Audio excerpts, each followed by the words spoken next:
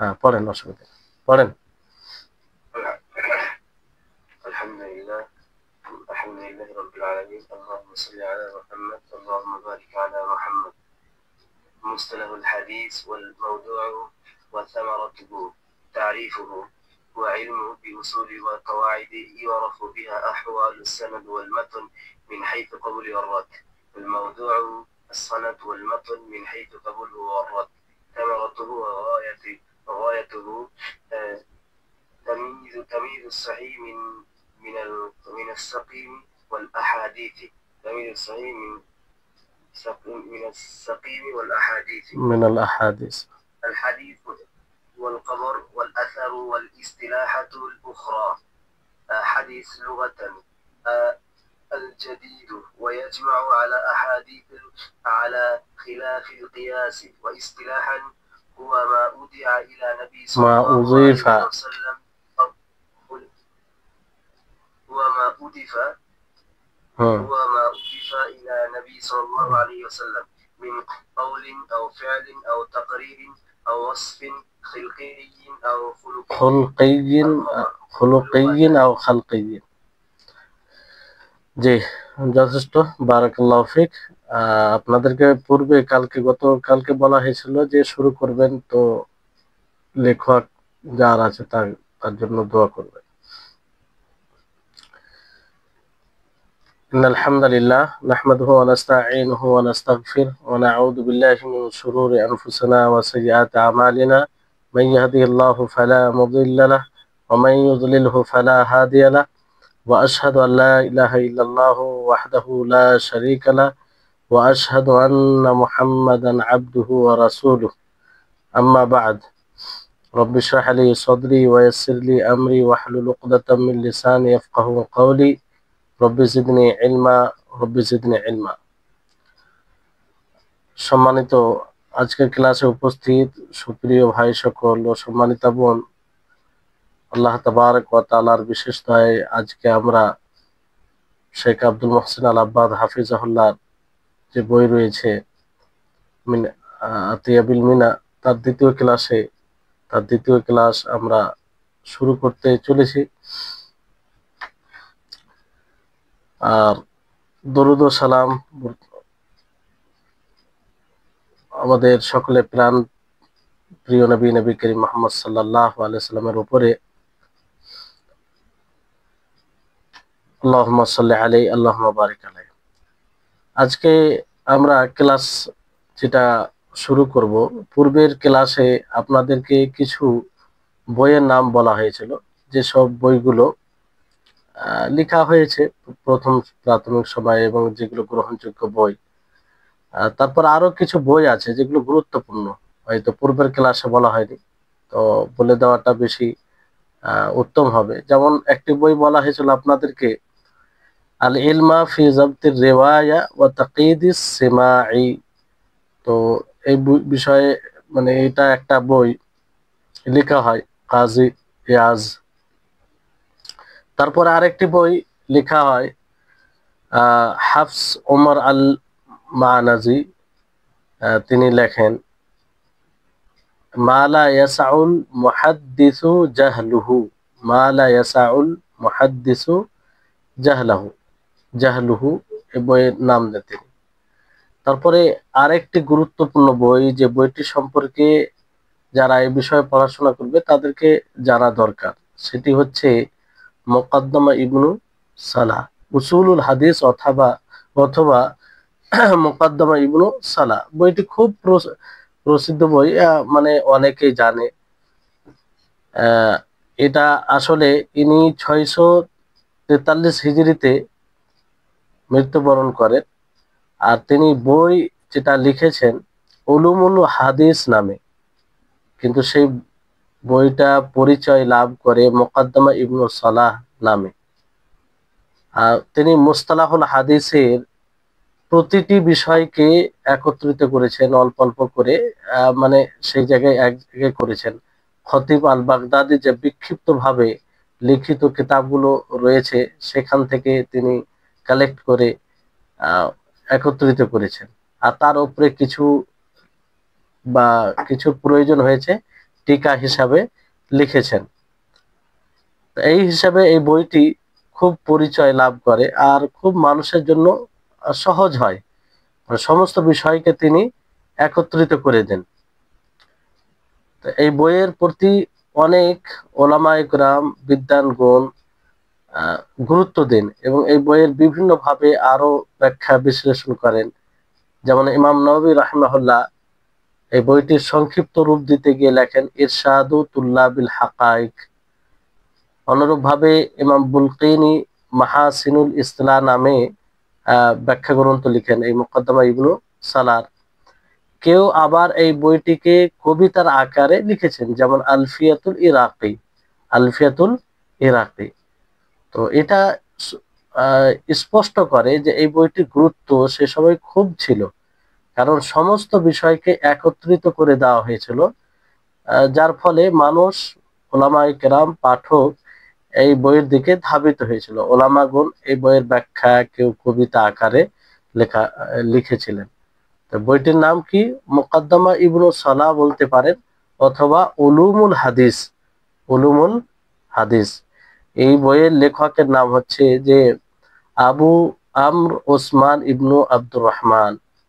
আবু আমর ওসমান ইবনু আব্দুর রহমান, যিনি ইবনু সালাহ নামে পরিচিত। ইবনু সালাহ নামে পরিচিত। ইবনু সালাহ যদি বলেন তাহলে যথেষ্ট হবে, তবে পুরো নামটা যদি স্মরণে থাকে বেশি ভালো হবে। হাফিজ আবু আমর উসমান ইবনু আব্দুর রহমান। তো মুকদ্দমা ইবনু সালাহ এটা আপনারা মনে রাখবেন। তারপরে আপনার যে বইটি আছে যে মুস্তালাহুল হাদিস সম্পর্কে সবচেয়ে বেশি উপকারী আর সংক্ষিপ্ত ভাবে লেখা হয়েছে, আর যেটা দ্বারা মানুষ অনেক উপকৃত হয়েছে, সেটা হচ্ছে হাফিজ ইবনু হাজার রাহিমাহুল্লাহর বই নুখবাতুল ফিকর ফি মুস্তালাহি আহলিল আসার। নুখবাতুল ফিকর ফি মুস্তালাহি আহলিল আসার। তো অনেক মুহাদ্দিস এই বইয়ের ব্যাখ্যা বিশ্লেষণ করেছেন। তাদের মাঝে অন্যতম হলো হাফিজ ইবনু হাজার নিজেই। তার ছেলে মোহাম্মদ ইবনু আহমদ ইবনু হাজার ইবনু আব্দুর রউফ আল মানাবি এবং মোহাম্মদ সাদিক ইবনু আব্দুল হাদি আস-সিন্দি ব্যাখ্যা করেছেন। অনুরূপ ভাবে নুখবাতুল ফিকর গ্রন্থের কাব্যিক রূপ দিয়েছেন। কাব্যিক বলতে কবির আকারেও, মানে কবিতার আকারে এই বইটি লেখা হয়েছে।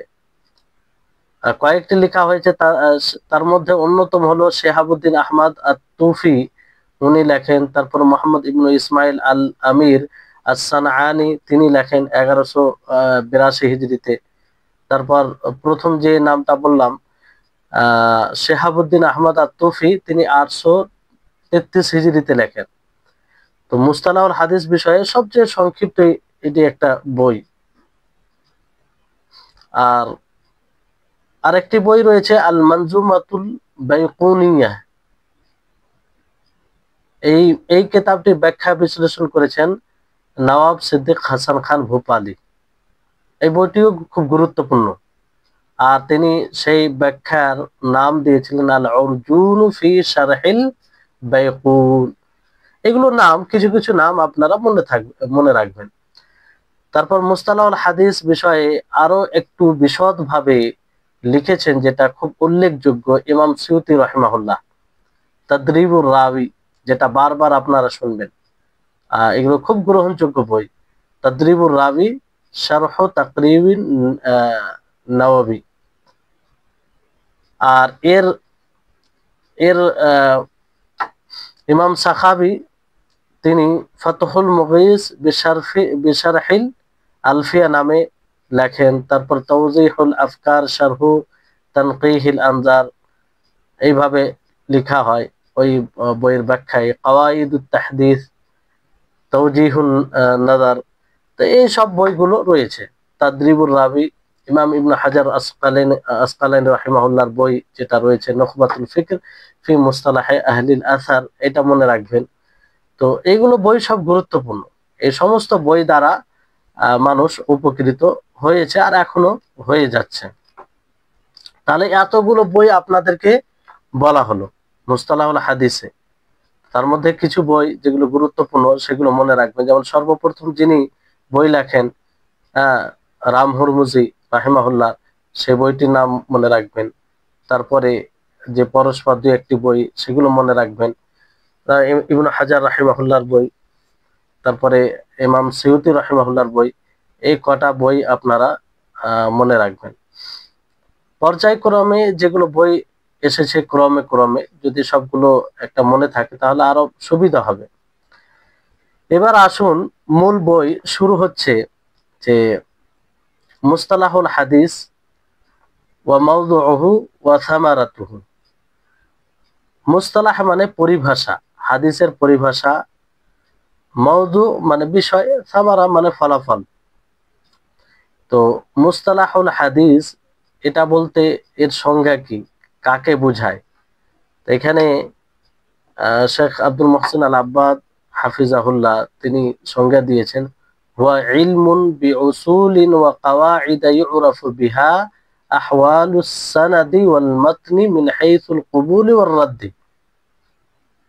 মুস্তালাহুল হাদিস বলা হয় এমন কিছু মূলনীতি, কায়দাকে জানা, কায়দার ব্যাপারে জ্ঞান অর্জন করা, যে মূলনীতি দ্বারা সানাদের সূত্রের অবস্থা অথবা মাতনের অবস্থা জানা যায়, কবুল করার দিক দিয়ে এবং তাকে প্রত্যাখ্যান করার দিক দিয়ে।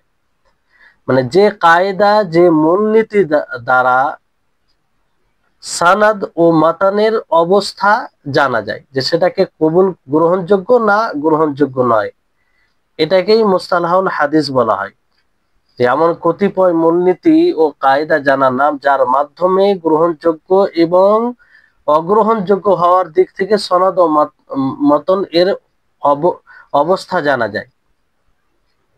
যে নীতিগুলো দ্বারা, যে কায়দা দ্বারা এটা জানা যায় যে এই সনদটি, এই সূত্রটি গ্রহণযোগ্য না গ্রহণযোগ্য নয়। মাতন, মাতন বলতে আগে আসবে, মাতন কাকে বলে? মাতন মানে আসল যে কথাটা, সেই কথাটা গ্রহণযোগ্য কি গ্রহণযোগ্য নয়। তো সেই নীতিগুলোর নাম হচ্ছে মুস্তালাহ, মুস্তালাহুল হাদিস। সেই নীতিগুলোর নাম কি? মুস্তালাহুল হাদিস। তাহলে মনে রাখবেন, বুঝে যাবেন যে যেসব নীতি, মূলনীতি ও কায়দা দ্বারা সানাদ ও মাতানের অবস্থা জানা যায়, সানাদ ও মাতানের অবস্থা জানা যায় কি হিসাবে? যে সেটা গ্রহণযোগ্য না গ্রহণযোগ্য নয়, সেটা গ্রহণযোগ্য না গ্রহণযোগ্য নয়। তাহলে এই হচ্ছে আপনার মুস্তালাহুল হাদিসের সংজ্ঞা, হুয়া ইলমুন বিউসুলিন ওয়া কাওয়াইদা ইউরাফু বিহা আহওয়ালুস সানাদি ওয়াল মাতনি মিন হাইসুল কুবুলি ওয়ার রাদ্দি। যে এমন কিছু নীতিমালা ও কায়দা জানার নাম যা দ্বারা সনদ ও মাতনের অবস্থা জানা যায়, যে সেটা গ্রহণযোগ্য না গ্রহণযোগ্য নয়। আচ্ছা, এই মুস্তালাহুল হাদিসের বিষয় কি, মওজু কি, যেটা যেটা বিষয় হয়, কেন আমরা এটা পড়বো, এর বিষয় কি? এর বিষয় হচ্ছে আস-সানাদু ওয়াল মাতনু মিন হাইসুল কুবুল ওয়ার রাদ। যে সানাদ ও মাতন গ্রহণযোগ্য না গ্রহণযোগ্য না, এটাই বিষয়। মুস্তালাহুল হাদিস কেন পড়া হয়, আর মুস্তালাহুল হাদিস কেন? যে সানাদ ও মাতান এটা গ্রহণযোগ্য কি গ্রহণযোগ্য নয়, সানাদ ও মাতান এটা গ্রহণযোগ্য কি গ্রহণযোগ্য নয়।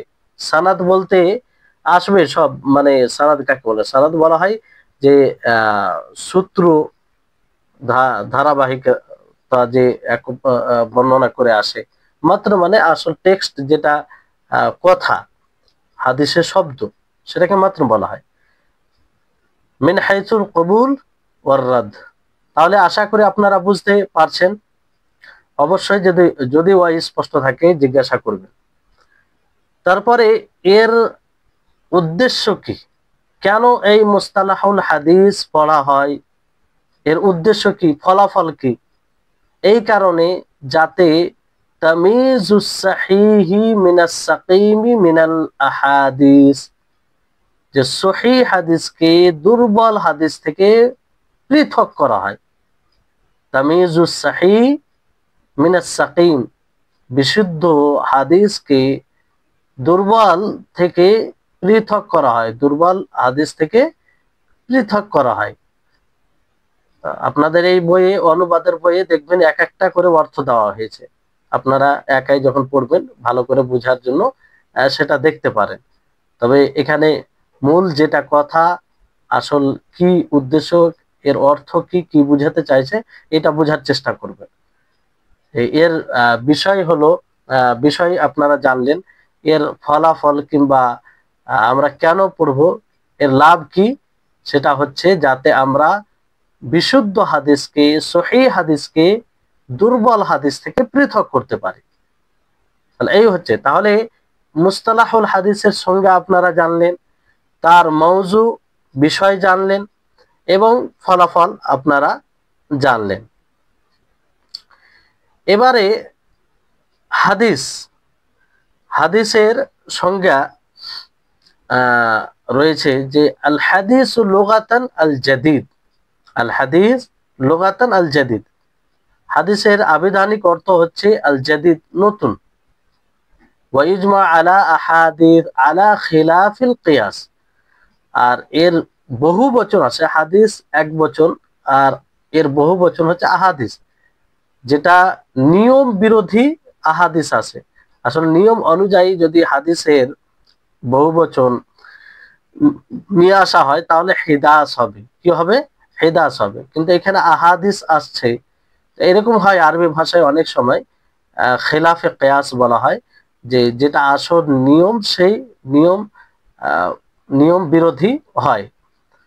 হাদিস এর আবিধানিক অর্থ কি, নতুন। আল হাদিস লুগাতান আল জাদিদ, নতুন। আর এর বহু বচন আছে আহাদিস। ওয়াসতিলাহান, পরিভাষায় কাকে বলে হাদিসকে, হাদিসকে এই হাদিস, হাদিসের পরিভাষায় বলা হয় হুয়া মা উযীফা ইলা নবী সাল্লাল্লাহু আলাইহি ওয়াসাল্লাম মিন কাউলিন আও ফি'লিন আও তাকরীরিন আও ওয়াসফিন খিলকিয়্যিন আও খুলুকিয়্যিন, যে প্রত্যেক ওই কথা, ওই কর্ম, নবী সাল্লাল্লাহু আলাইহি ওয়াসাল্লামের ওই স্বীকৃতি, যেটা নবীর দিকে নিসবত করা হয়, সম্বোধন করা হয়, অথবা নবী সাল্লাল্লাহু আলাইহি ওয়াসাল্লামের সৃষ্টিগত কোনো বৈশিষ্ট্য কিংবা তার চারিত্রিক কোনো বৈশিষ্ট্য, এগুলোর মধ্যে যেটাই নবীর দিকে নিসবত করা হবে সেটাই হবে হাদিস, সেটাই হবে হাদিস। কেউ যদি বলে যে আল্লাহ নবী বলেছেন তাহলে এটা হাদিস হবে।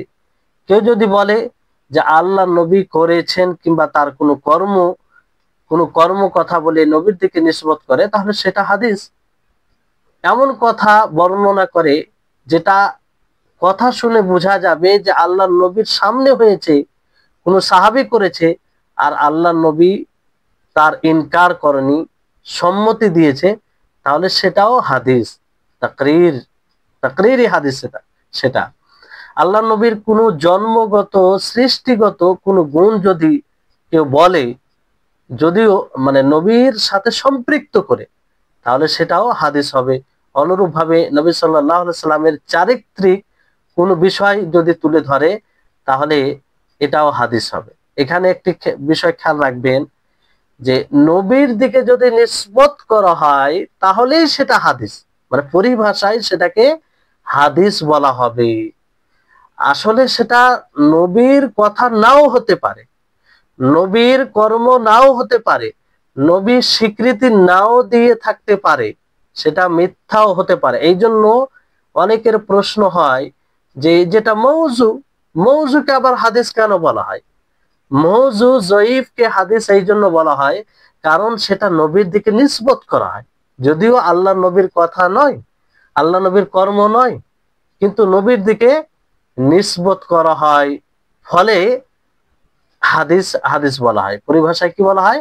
হাদিস বলা হয়। এই সংজ্ঞা থেকে আপনারা বুঝতে পারবেন যে হুয়া মা উযীফা ইলা নবী সাল্লাল্লাহু আলাইহি ওয়াসাল্লাম মিন কাউলিন আও ফি'লিন আও তাকরিরিন আও ওয়াসফিন খিলকিয়্যিন আও খুলুকিয়্যিন, যে যে কথা, যে কর্ম, যে স্বীকৃতি নবী সাল্লাল্লাহু আলাইহি ওয়াসাল্লামের স্বীকৃতি বিষয়ে নবী সাল্লাল্লাহু আলাইহি ওয়াসাল্লামের স্বীকৃতি নবীর দিকে নিসবত করা হবে, অথবা নবী সাল্লাল্লাহু আলাইহি ওয়াসাল্লামের সৃষ্টিগত কোনো ওয়াসফ গুণ কিংবা চারিত্রিক কোনো গুণ তার দিকে নিসবত করা হবে, সেটাই হবে হাদিস। তাহলে আপনারা আশা করি এটা বুঝতে পেরেছেন। তারপরে খাবার, আরেকটি শব্দ আপনারা শুনুন, খাবার। খাবারের আবিধানিক অর্থ হচ্ছে যে আন্নাবা মানে খবর, সংবাদ। পরিভাষায় কি বলে যে মুরাদিফুন লিল হাদিস, হাদিসের মতো, মানে খবর, হাদিস যা খবর, খবরের মতো। আর অনেকেই বলেছেন যে ওয়াকিলা হুমা মুতাবাইনানি, মানে এই দুটি আলাদা আলাদা, এই দুটি আলাদা আলাদা। ফাল হাদিসু মা জা আনিন নবী সাল্লাল্লাহু আলাইহি ওয়াসাল্লাম ওয়াল খাবারু মা জা আন গায়রিহি, হাদিস হচ্ছে যেটা নবী সাল্লাল্লাহু আলাইহি সাল্লাম থেকে আসে, নবী সাল্লাল্লাহু আলাইহি সাল্লাম থেকে বর্ণনা করা হয়, নবী সাল্লাল্লাহু আলাইহি সাল্লামের দিকে নিসবত করা হয়, সেটা হচ্ছে হাদিস। আর খবর হচ্ছে যা নবী সাল্লাল্লাহু আলাইহি সাল্লাম কে ছাড়া অন্য কারো কাছ থেকে বলা হয়, আসে, সেটা খবর। আর অনেকেই বলেছেন যে এই খবর ও হাদিসের মধ্যে উমুম ও খুসুস মুতলাক রয়েছে। উমুম ও খুসুস মুতলাক মানে খবরটা হচ্ছে আম, ব্যাপক অর্থ দেয়, অর্থাৎ খবর রাসূল থেকে যা আসে সেটাও খবর, এবং রাসূল ছাড়া অন্য কারো কাছ থেকে যেটা আসে, সাহাবী থেকে কিংবা তাবী থেকে, সেটাও খবর। আর রাসূল থেকে এলেও খবর। কিন্তু হাদিস শুধুমাত্র নবী সাল্লাল্লাহু আলাইহি সাল্লাম থেকে যেটা আসবে সেটা হাদিস। তাহলে হাদিসটা খুসুস হয়ে যাচ্ছে, খাস হয়ে যাচ্ছে, যে নবী সাল্লাল্লাহু আলাইহি সাল্লাম থেকে এলে সেটা হাদিস হবে। কিন্তু খবর এটা ব্যাপক, অমুম, ব্যাপক দিচ্ছে, যে খবর বলা হবে নবী সাল্লাল্লাহু আলাইহি সাল্লাম, নবী সাল্লাল্লাহু আলাইহি সাল্লাম থেকে এলেও কিংবা নবী ছাড়া অন্য কারোর কাছ থেকে এলেও এটা খবর হবে। তাহলে বুঝতে পারলেন? তাহলে এর খবরের সংজ্ঞা আপনার তিনটি দেওয়া হলো। কয়টি দেওয়া হলো? তিনটি। একটি হচ্ছে হাদিসের মতো, যা হাদিস তা খবর। আরেকটি কি, যে দুটির সংজ্ঞা পৃথক, আলাদা আলাদা, যে হাদিস বলা হয় যা নবী সাল্লাল্লাহু আলাইহি সাল্লাম থেকে আসে, আর খবর বলা হয় নবী সাল্লাল্লাহু আলাইহি সাল্লাম কে ছেড়ে অন্য কারো কাছ থেকে আসে, সেটা খবর। আরেকটি হচ্ছে যে এই হাদিস ও খবরের মধ্যে উমুম ও খুসুস মুতলাক রয়েছে, অর্থাৎ খবর এটা ব্যাপক অর্থ দেয়, নবী সাল্লাল্লাহু আলাইহি সাল্লাম থেকে ও অন্য কারো কাছ থেকে আসে, দুটোকেই খবর বলে জানা যায়। আর হাদিস শুধুমাত্র যা নবী সাল্লাল্লাহু আলাইহি সাল্লাম থেকে আসবে। তাহলে উমুম, উমুম বলতে খবর, খুসুস, খুসুস বলতে হাদিস। তো এই হচ্ছে বিষয়। তাহলে আপনারা জেনে নিলেন যে খাবার এর আবিধানিক অর্থ কি এবং পরিভাষায় কাকে বলে। তারপরে আরেকটি সংজ্ঞা দেওয়া হয়েছে যে আল আসার। আল আসার কাকে বলা হয়? এর অর্থ হচ্ছে যে বাকিয়াতুশ শাই, কোন জিনিসের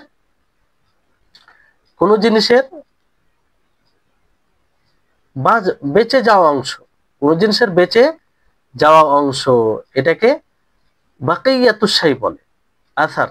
যেমন কোন জিনিস আছে বাকি হয়ে গেল, বাকি বেঁচে গেল, তো সেটা আসার। পরিভাষায় কাকে বলে? মা রুইয়া আনিস সাহাবাতি ওয়াত তাবিঈন মিন আকওয়ালিন আও আফআলিন ওয়া কিলা আল আসারু মুরাদিফুল লিল হাদিস। পরিভাষায় বলা হয় যে যেটা সাহাবী থেকে বর্ণনা করা হবে, তাবেঈ থেকে বর্ণনা করা হবে, যেই কথা অথবা কর্ম, সেটা হবে আসার। সেটা কি হবে? আসার।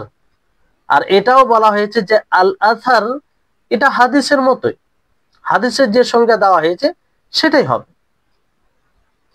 এই হচ্ছে বিষয়। তাহলে আপনারা হাদিসের সংজ্ঞা, খবরের সংজ্ঞা এবং আসারের সংজ্ঞা আপনারা জানলেন, বুঝতে পারছেন আশা করি সকলেই।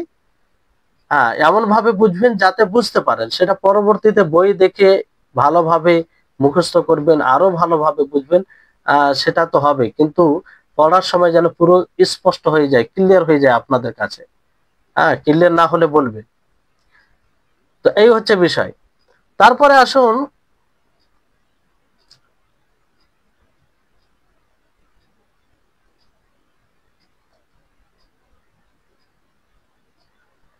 হ্যাঁ, তারপরে হাদিসে কুদুসির সংজ্ঞা দেওয়া হয়েছে। আল হাদিসুল কুদুসি ওয়া মা নুকিলা আনিন নবী সাল্লাল্লাহু আলাইহি ওয়াসাল্লাম মা ইসনাদিহি ইয়াহু ইলা রাব্বিহি আযজা ওয়া জাল।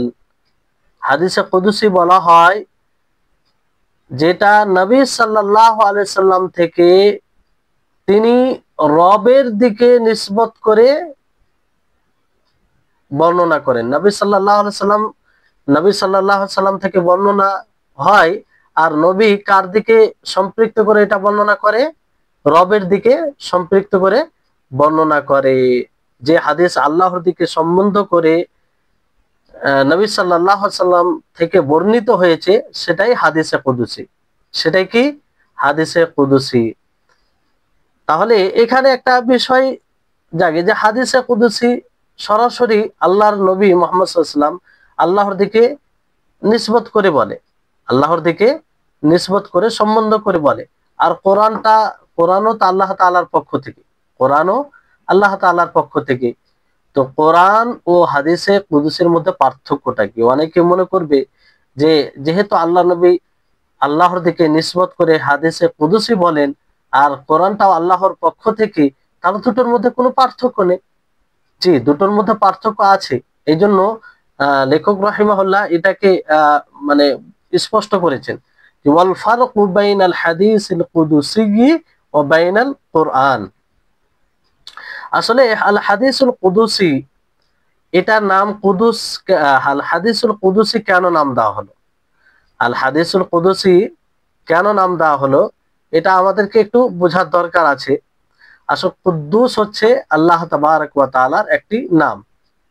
যেহেতু আল্লাহর নবী আল্লাহর দিকে নিসবত করে সম্বন্ধ করে বলেন, এই জন্য তার দিকে নিসবত করে এই হাদিসের নাম দেওয়া হয়েছে কুদুসি, আল হাদিসুল কুদুসি। তো মানে কুদুস, মুকাদ্দাস, পবিত্র। তো এর মধ্যে ফারক হচ্ছে আন্নাল কোরআন মুআজাজুন বিলাফজিহি, যে কোরআন তার শব্দ সহ মুআজাজা, ওয়া মুতাআব্বাদ বিতিলাওয়াতিহি, আর কোরআনের শব্দ দ্বারা তেলাওয়াত করা হয়, ইবাদত, তেলাওয়াত করে তার ইবাদত করা হয়। কোনো ব্যক্তি স্বতন্ত্রভাবে তেলাওয়াত করে আল্লাহ তাআলার নৈকট্য লাভ করতে পারে, ইবাদত, এটা বিশেষ একটি স্বতন্ত্র একটি ইবাদত। আর কোরআনের জন্য মুতাওয়াতির শর্ত, মুতাওয়াতির হওয়া শর্ত। এবার মুতাওয়াতির কাকে বলে সেটাও সেটাও আগে আসবে, আপনারা জানবেন যে মুতাওয়াতির কাকে বলে। কোরআনের জন্য মুতাওয়াতির হওয়া শর্ত। মুতাওয়াতির মানে এতটা সংখ্যা বর্ণনা করবে যাদের বর্ণনাকারীকে, মানে যার বর্ণনাকারীকে আপনি মিথ্যুক বলতে পারবেন না, এতটা সংখ্যা যে তারা সকলেই মিথ্যার উপরে এক হয়ে যাবে, এটা সম্ভব হবে না, এতটা সংখ্যা বর্ণনা করবে। তাহলে কোরআন মুজিজা, যেটা হাদিসে কুদসি মুজিজা নয়। কোরআন দ্বারা ইবাদত করা হয়, তেলাওয়াত করে, হাদিসে কুদসি পড়ে বিশেষ স্বতন্ত্রভাবে এটা তেলাওয়াত করা হয় না। কোরআনের জন্য শর্ত হচ্ছে যে মুতাওয়াতির ভাবে এটা প্রমাণিত হবে, হাদিসে কুদসির জন্য তা শর্ত নয়। আর হাদিসে কুদসি এটার জন্য এই বৈশিষ্ট্য, এই গুণে গুণান্বিত করা হয় না হাদিসে কুদসিকে, যে এর মধ্যে এজাজ মানে সংক্ষিপ্ত ভাবে রয়েছে, যেটা ভাষার মানে অলংকার। ওয়াল হাদিসুল কুদসি লা ইউসাফু বিল এজাজ ওয়ালা ইউতাআব্বাদ বিতিলাওয়াতিহি, না হাদিসে কুদসি তেলাওয়াত করা হয়, ওয়ালা ইশতারাতু ফি সুবুতিহি আত-তাওয়াতুর, না এর প্রমাণে মুতাওয়াতির হওয়া শর্ত লাগানো হয়। তাহলে এগুলো পার্থক্য।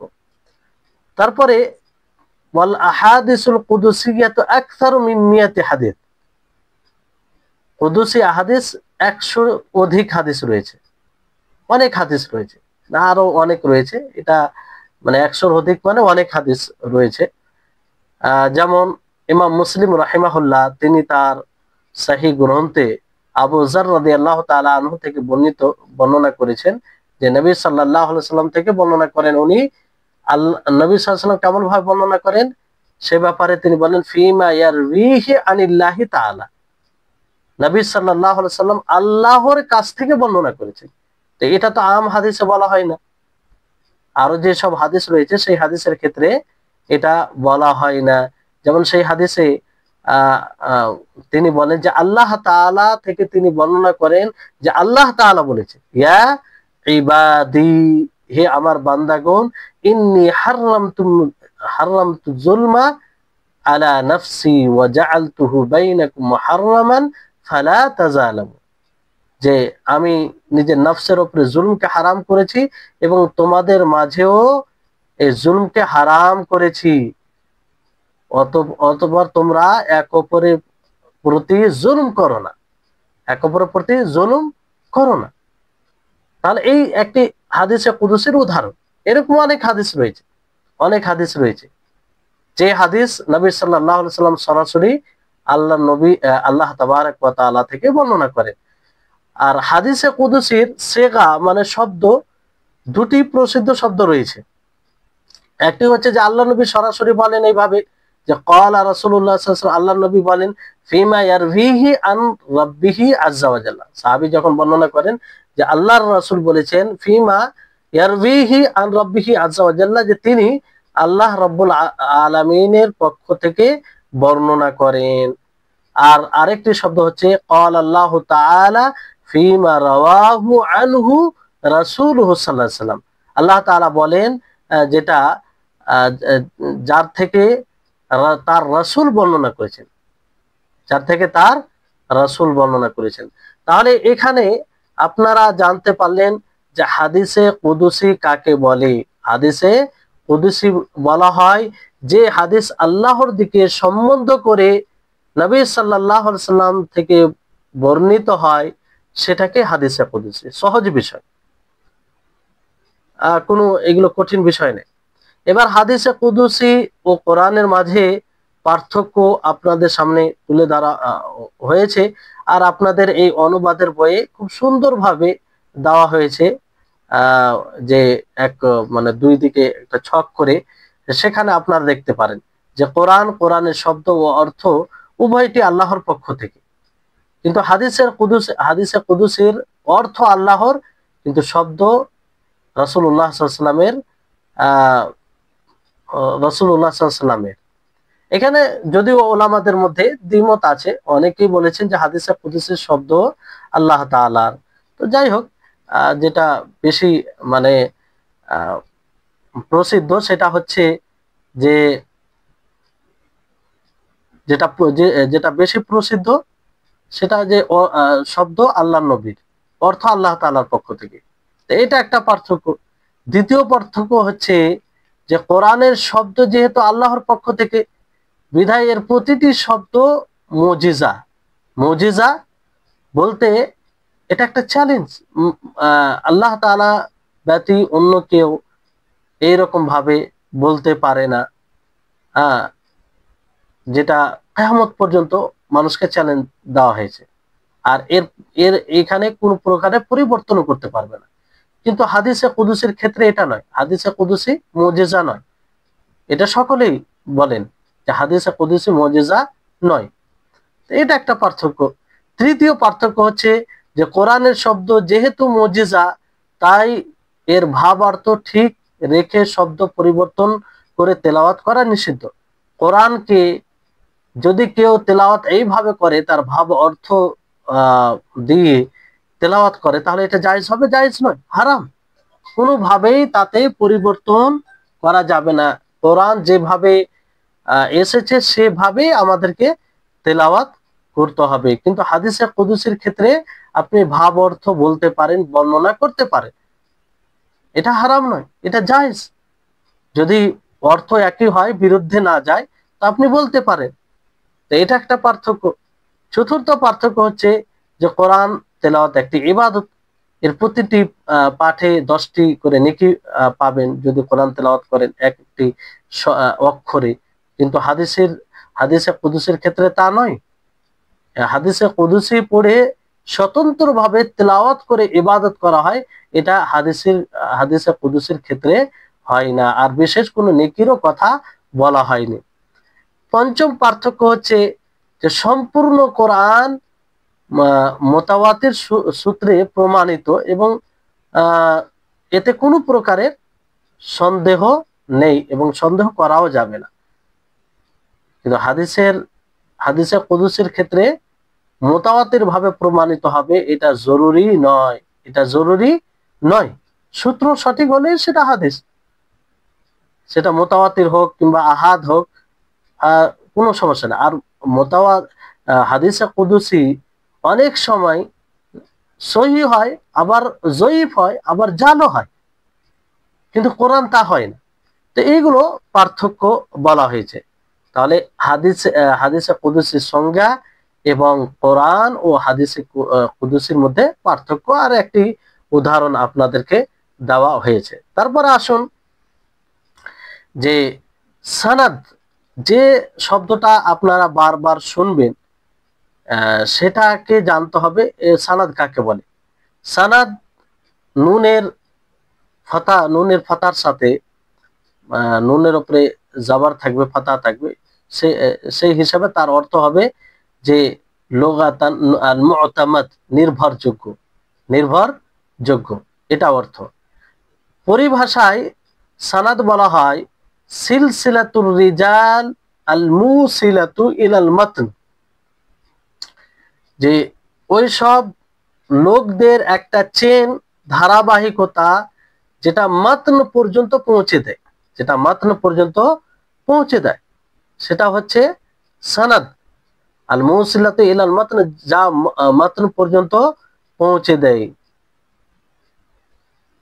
রাবীদের ধারাবাহিকতা, রাবী বলতে যারা বর্ণনা করে, বর্ণনাকারীদের ধারাবাহিকতা বা তাদের যে পরস্পরা রয়েছে, যেটা মাত্র পর্যন্ত পৌঁছে দেয়। যেমন ধরুন ইমাম বুখারী রাহিমাহুল্লাহ, ইমাম বুখারী তিনি কার কাছ থেকে বর্ণনা করেছেন, তিনি যার কাছ থেকে শুনেছেন, তিনি আবার কার কাছ থেকে বর্ণনা করেছেন, এইভাবে করতে করতে করতে করতে যে মাতন পর্যন্ত পৌঁছাবে। মাতন বলতে নবী সাল্লাল্লাহু আলাইহি সাল্লামের কথা পর্যন্ত পৌঁছে যাবে। তো এর মধ্যে যে একটা চেন আছে, এটাকে কি বলা হয়? সনদ বলা হয়। কি বলা হয়? সনদ। রাবীদের ধারাবাহিকতা বা পরস্পর যা মাতন পর্যন্ত পৌঁছে দেয়। তাহলে আশা করি আপনারা বুঝতে পারলেন যে সনদ কাকে বলে।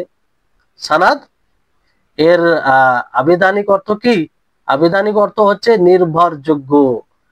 আর আবিধানিক অর্থ নির্ভরযোগ্য, তো এই আবিধানিক অর্থের সাথে কি সম্পর্ক রয়েছে? সম্পর্ক এই জন্য রয়েছে যে মাতন মানে সনদ কে মানে এই নির্ভরযোগ্য আবিধানিক অর্থ, কারণ এর উপরেই নির্ভর করে। কোন হাদিসের মাতন তখনই সঠিক হয় যখন সনদ সঠিক হয়। যখন সনদ মানে কোন মাতনের সঠিক হওয়ার নির্ভরযোগ্য কি? সনদ। এই জন্য এই মানে তার আবিধানিক অর্থের সাথে একটা গভীর সম্পর্ক আছে। তারপরে সনদকে আপনারা বুঝলেন। এবার আসুন মাতন। মাতন কাকে বলে? সুকুন, তায়ের সুকুনের সাথে মাতন পড়বে, মাতান নয়, মাতন। এর আবিধানিক অর্থ হচ্ছে মা সালুবা ওয়ারতাফা মিনাল আরদ, যেটা উপরে, যেটা শক্ত এবং জমিনের উপরে আর শক্ত হবে, এটাকে মাতন বলা হয়। কি বলা হয়? মাতন বলা হয়। পরিভাষায় বলা হয় মা ইয়ানতাহি ইলাইহি সানাদু মিনাল কালাম।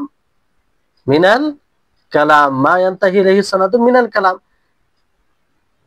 যে বক্তব্যের যেই স্থানে গিয়ে সনদ শেষ হয়ে যায় তাকে মাত্র বলে। মানে মূল কথা যেটা, যে মূল কথায় সনদ শেষ হয় মানে ইমাম বুখারী রাহিমাহুল্লাহ কিংবা ইমাম তিরমিজি, ইমাম নাসাই, যে কোনো একটি মুহাদ্দিসকে নিয়ে নেন, তারা যে শুরু করে সেখান থেকে সানাদ শুরু হয়। সানাদ বর্ণনা করেছে, দেখা গেল চারজন, পাঁচজন, ছয়জন হতে পারে। তো শেষে পৌঁছাবে, শেষে মানে সানাদ সিলসিলা শেষ হওয়ার পরে কি আসবে? ইবারত, মানে নবীর কথা, সেটাই হচ্ছে মাতন। সেটাই কি? মাতন। সেটাই হচ্ছে মাতন। এবার প্রশ্ন জাগছে যে এটাকে মাতনে কেন নাম দেওয়া হলো? মাতন এই জন্য নাম দেওয়া হলো যে মাতনের আপনারা আবিধানিক অর্থ শুনলেন, সেটা হচ্ছে মা সালুবা ওয়ারতাফা মিনাল আরদ। মা সালুবা ওয়ারতাফা মিনাল আরদ, যে বস্তু শক্ত হয় এবং ভূমি থেকে উঁচু হয়। তো এই মাতন শক্ত কখন হয়? যখন সানাদ ঠিক হয়, সানাদের উপরে নির্ভর করে শক্ত হয়ে যায়, মানে সেটা মজবুত হয়ে যায়। তো এই হচ্ছে সম্পর্ক, এই জন্য তার নাম দেওয়া হয়েছে মাতন। আশা করি আপনারা বুঝতে পারছেন। তো মাতন কাকে বলে এটাও আপনারা জানতে পারলেন। তারপরে আপনার ইসনাদ কাকে বলে? সানাদ জানলেন, মাতন জানলেন, এবার ইসনাদ কাকে বলে? ইসনাদ, ইসনাদের আগে মানে আরেকটি বিষয় রয়েছে এখানে, যে মাতনের পরিভাষায় যে বলা হয়েছে ওয়াসুমিয়া বিযালিকা, মানে তার কারণ, মাতন কেন নাম দেওয়া হয়েছে সেটা লেখক রাহিমাহুল্লাহ বলছে যে লিআন্নাল মুসনিদা ইউকাউইল হাদিসা বিসানাদিহি ওয়া ইয়ারফাউহু ইলা কাইলিহি। কারণ মুসনিদ যে বর্ণনা করে, সে মানে সূত্র, সেটা হাদিসকে মজবুত করে। সানাদ দ্বারা, সূত্র দ্বারা হাদিস মজবুত হয়, শক্তিশালী হয়। আর এটা কাইল পর্যন্ত, বক্তা পর্যন্ত পৌঁছে দেয়, বক্তা পর্যন্ত পৌঁছে দেয়। ফলে এর নাম দেওয়া হয়েছে মাতন, যেটা আপনাদেরকে পূর্বে বলা হলো। তারপরে ইসনাদ কাকে বলে? আল ইসনাদ লাহু মানায়ান। ইসনাদের দুটি অর্থ আছে। ইসনাদের কটি অর্থ আছে? দুটি অর্থ আছে। একটি অর্থ হচ্ছে যে আজউল হাদিস ইলা কাইলিহি মুসনাদান, হাদিসের নিসবত করা, হাদিসের নিসবত করা, সম্বন্ধ করা তার বক্তার দিকে, মানে যে হাদিসটা বলবে তার দিকে নিসবত করা, এটাকে ইসনাদ বলা হয়। ইসনাদের একটা অর্থ এটা, দুটি অর্থ আছে, তার মধ্যে এটা যে হাদিসকে সনদ সহকারে তার কথক পর্যন্ত পৌঁছে দেওয়া। সনদ সহকারে, মানে সনদ, সনদ তো কাকে বলে জানেন? যে ধারাবাহিকতা, রাবীদের, বর্ণনাকারীদের ধারাবাহিকতাকে, চেনকে কি বলে? সনদ বলে। তো সনদ সহ কথা, যে কথা বলেছে সে পর্যন্ত পৌঁছে দেওয়া, এটাকে ইসনাদ বলে। এটা একটা অর্থ, এটা একটা ইসনাদের সংজ্ঞা বলতে পারেন, অর্থ। দ্বিতীয় অর্থ হচ্ছে সিলসিলাতুর রিজালুল, সিলসিলাতুর রিজালিল মুসিলা ইলাল মাতন ওয়া আলা হাযা ইয়াকুনু মুরাদিফান লিস-সানাদ, যে সেই ব্যক্তিদের সিলসিলা, ধারাবাহিকতা, যে ব্যক্তি গুলো, যে রাবি গুলো, কিংবা সেই রাবি বর্ণনাকারীদের ধারাবাহিকতা, যে বর্ণনাকারীগুলো পৌঁছে দেয় কি পর্যন্ত? মাতন পর্যন্ত। মাতন পর্যন্ত।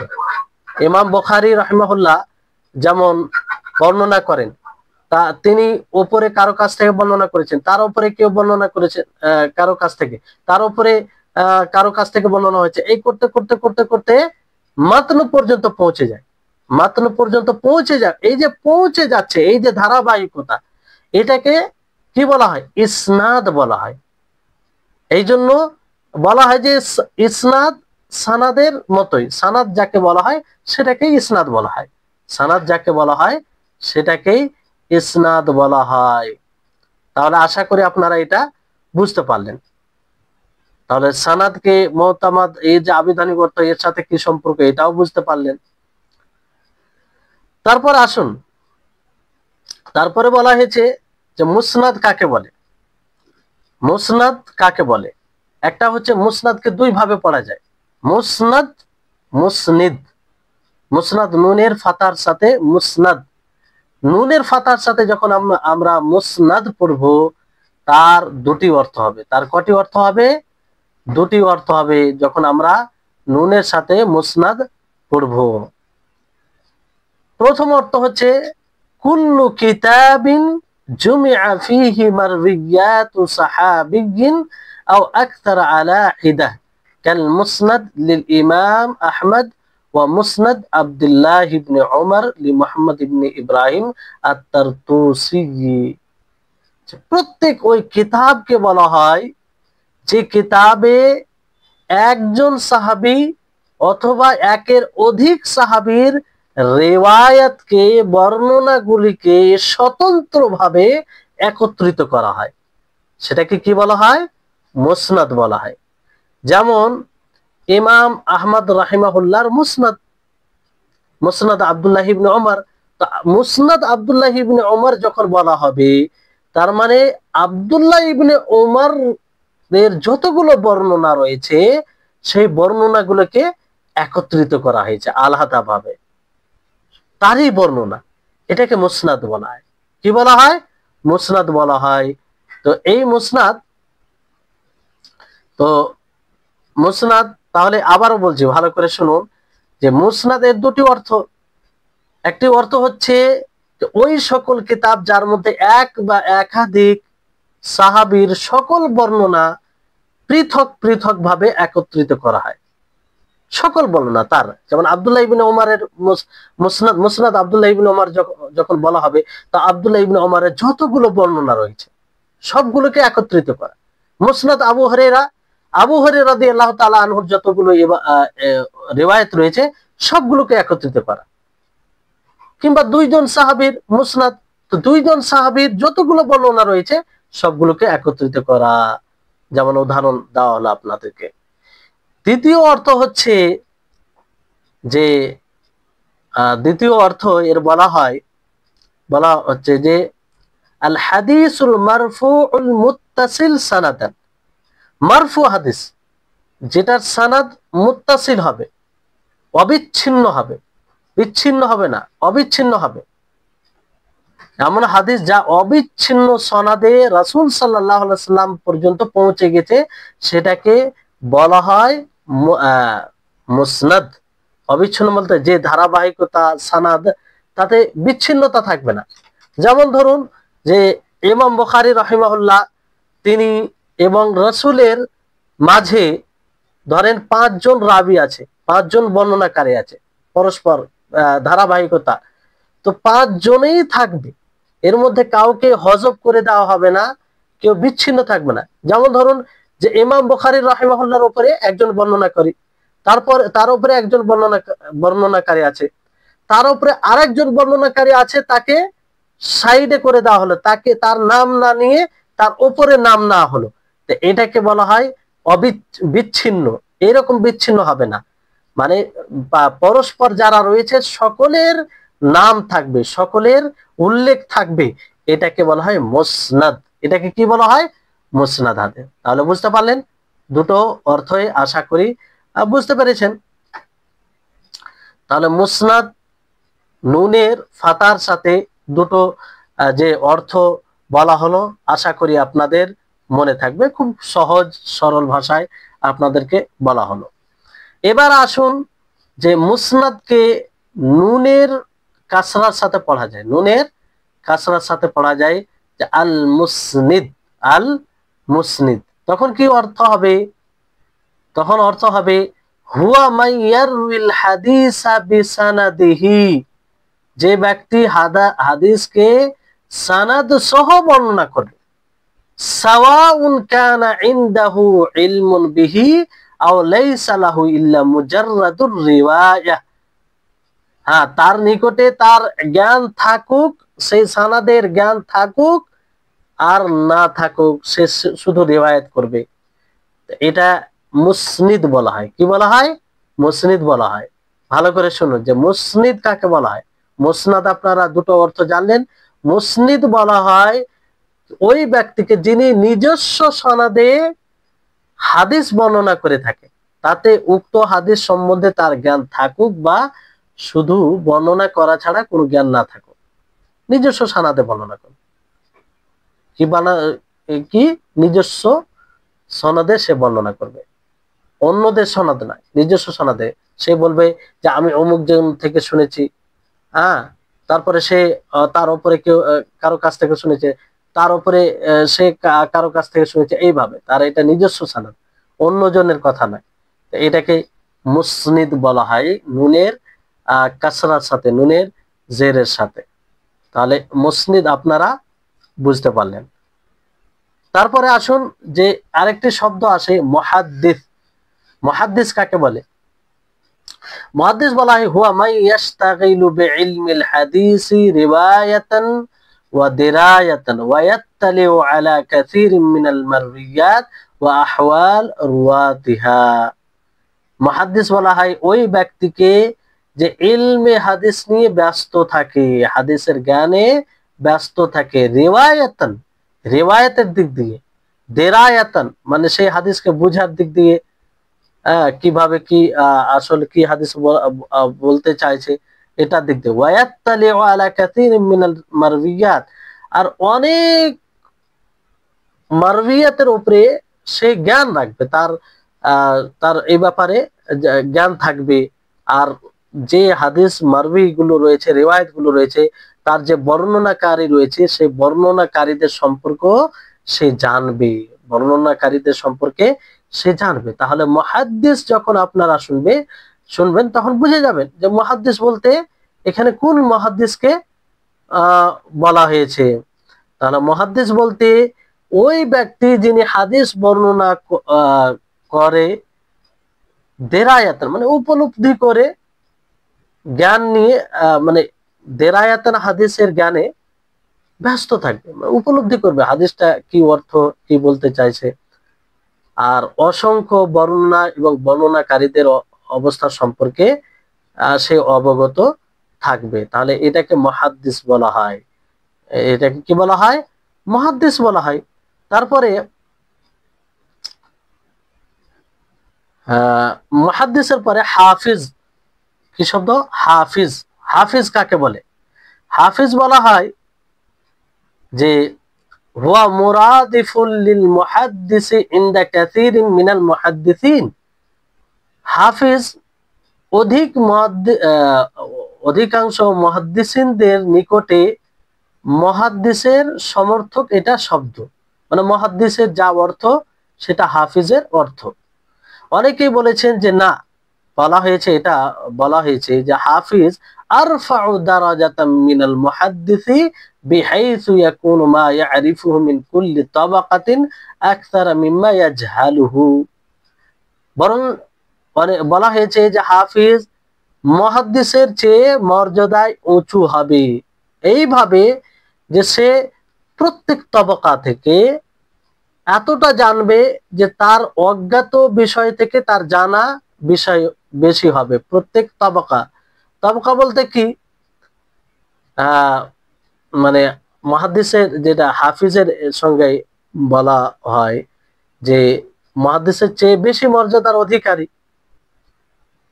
কারণ হাফিজ যে হয়, মানে হাফিজ যে হয় তার স্তর, মানে প্রত্যেক স্তর মানে এক একটা তবকা স্তর রয়েছে, প্রত্যেক স্তর সম্পর্কে সে জ্ঞান রাখবে, আর তার জানা বিষয় বেশি হবে অজানার তুলনায়, জানা বিষয় বেশি হবে অজানার তুলনায়। তাহলে এই হচ্ছে বিষয়। তারপরে আরেকটি শব্দ বলা হয় যে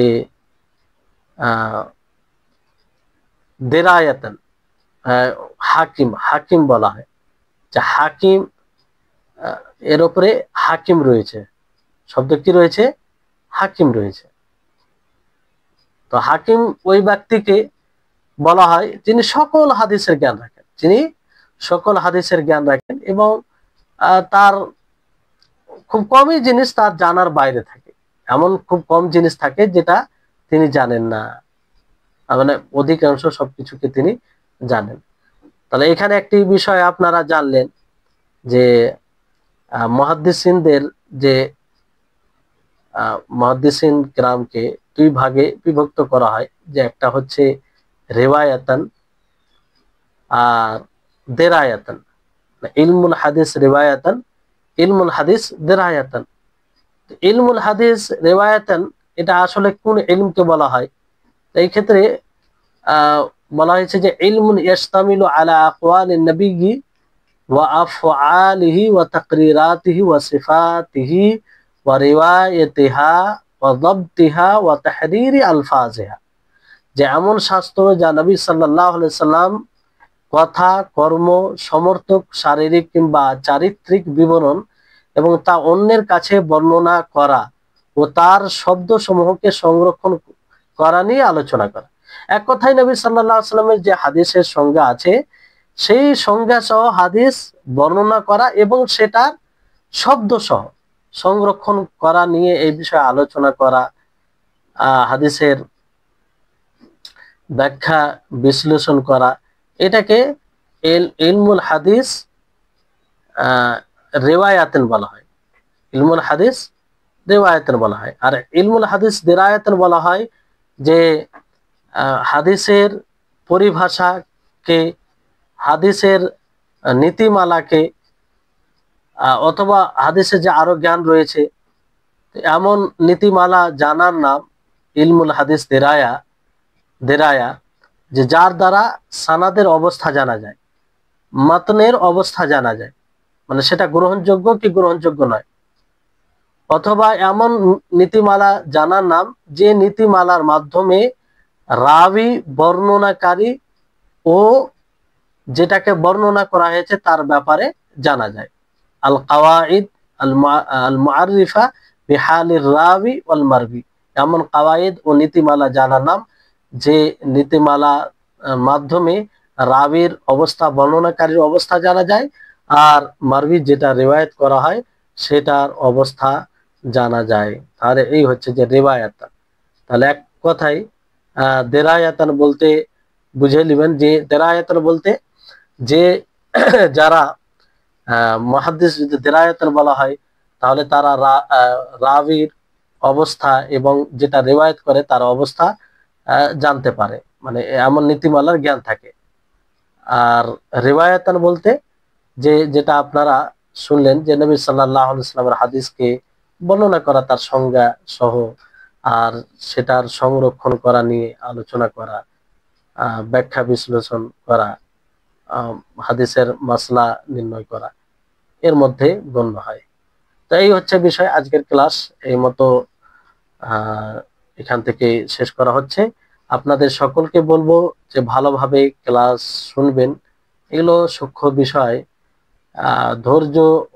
ধৈর্যশীল হয়ে শুনতে হবে, কারণ আপনারা সেরকম অভ্যস্ত নয়, সেটা হয়তো কিছুটা উপলব্ধি করছি। তো হঠাৎ করে এরকম ক্লাস করতে আপনাদেরকে অত্যন্ত ভারী মনে হবে। তারপরেও যদি আপনারা আগ্রহী থাকেন তো অবশ্যই ভালো লাগবে। আর ধৈর্যের দরকার আছে, ইলম অর্জনে ধৈর্য ছাড়া কোনো উপায় নাই, এর বিকল্প কিছু নাই। তো এখান থেকে আজকের ক্লাস শেষ হচ্ছে। আল্লাহ তাআলা যেন আমাদের সকলকে এইসব বিষয় বোঝার তৌফিক দান করেন আর ধৈর্যশীল হওয়ার তৌফিক দান করেন। আখির দাওয়ানা আলহামদুলিল্লাহি রাব্বিল আলামিন। আসসালামু আলাইকুম ওয়া রাহমাতুল্লাহি ওয়া বারাকাতুহু।